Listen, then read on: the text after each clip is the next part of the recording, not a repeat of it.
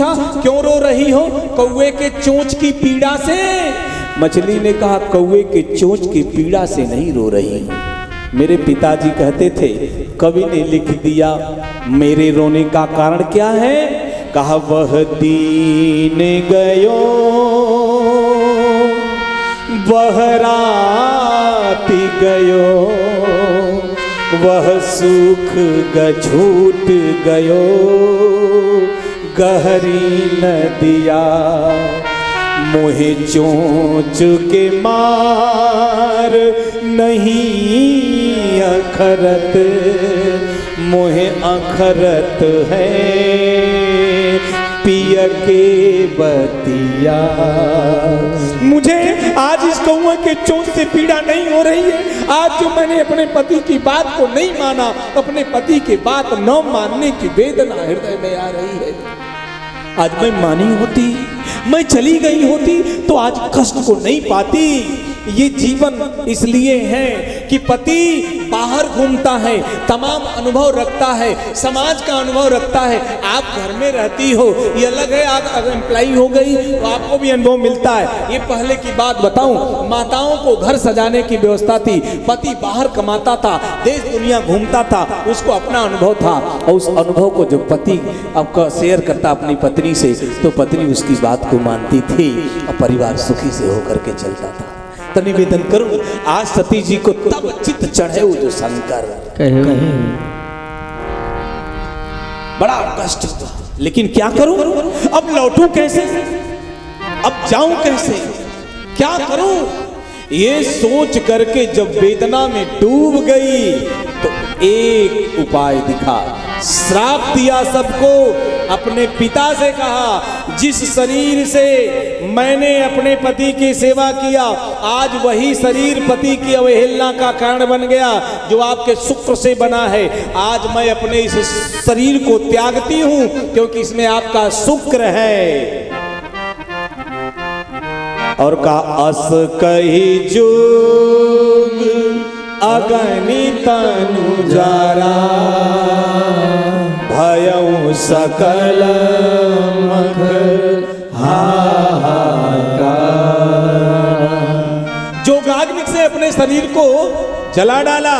कहीं कहीं लिखा यज्ञ कुंड में शशि जी कूद गई और कूद करके अपने प्राण को दे दिया। लेकिन एक काम किया सती जी ने, सती मरत हरिसन बर मांगा। मरते मरते एक वरदान मांगा, जन्म जन्म शिव पद अनुरागा। रो करके मरते वक्त भगवान के चरणों में निवेदन किया, हे सरकार, अगर मैं सती तन से, मन से, वचन से अपने पति भगवान शंकर के चरणों में प्रणिपात होकर के जीवन को समर्पित किया है, सेवा किया है, तो उसका फल एक देना सरकार, जन्म जन्म शिव पद अनुराग। भगवान के चरणों में जन्म जन्मांतरों तक मेरा अनुराग बना रहे।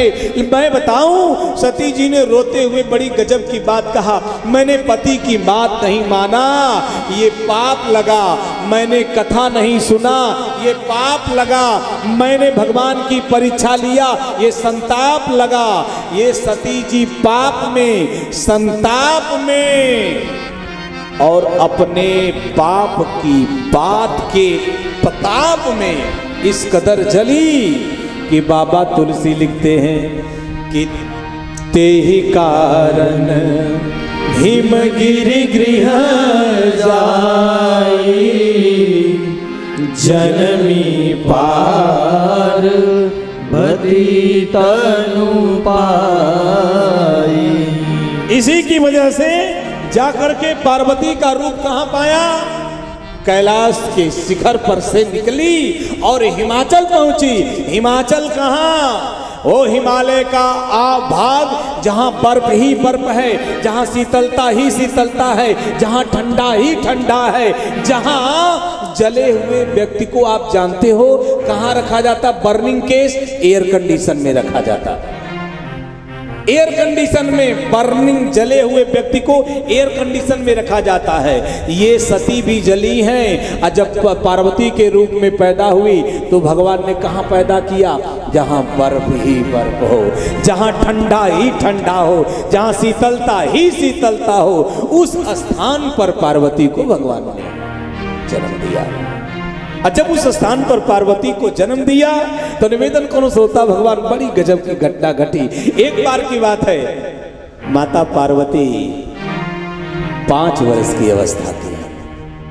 5 वर्ष की अवस्था की माता पार्वती आंगन में खेल रही हैं। अचानक एक महात्मा दिखे। कौन? नारद। नारद बाबा विलक्षण देवता हैं। अच्छा, गांव वाले कहते हैं कि नारद का काम झगड़ा लगाना है। क्यों प्रधान जी, सुना है ना? नारद का काम झगड़ा लगाना है। अरे नहीं भाई, नारद का काम झगड़ा लगाना नहीं है। नारद जी का काम भक्तों को भगवान से मिलाना है। नारद जी का काम भक्तों को भगवान से मिलाना है। यहां भी मिलाने का काम नारद कर रहे हैं। नारद जी जैसे पहुंचे वैसे हिमाचल दौड़ करके सामने गए, आवा भगत किया, सम्मान किया, आसन दिया, पात प्रक्षालन किया, सेवा शुश्रूषा किया। जब सब सेवा शुश्रूषा हो गई तो पार्वती जी को बुला दिया पास में, पार्वती जी को प्रणाम कराया। और जब पार्वती जी को प्रणाम कराया तो एक निवेदन कर दिया, त्रिकालज्ञ सर्वज्ञ तुम्हारा, गति सर्वत्र तुम्हारी, कहूँ सुता के दोष गुना, मुनिवर हृदय विचार। आप त्रिकालज्ञ हो, आप सर्वज्ञ हो, आपकी गति चारों तरफ है, आप जल में, थल में, वायु में बराबर अधिकार रखते हो। नारद जी ने कहा करना क्या है? कहु सुता के दोष गुण, मुनिवर हृदय विचार। बेटी को बुला करके प्रणाम करा करके बेटी का हाथ ऐसे नारद के हाथ में रख दिया।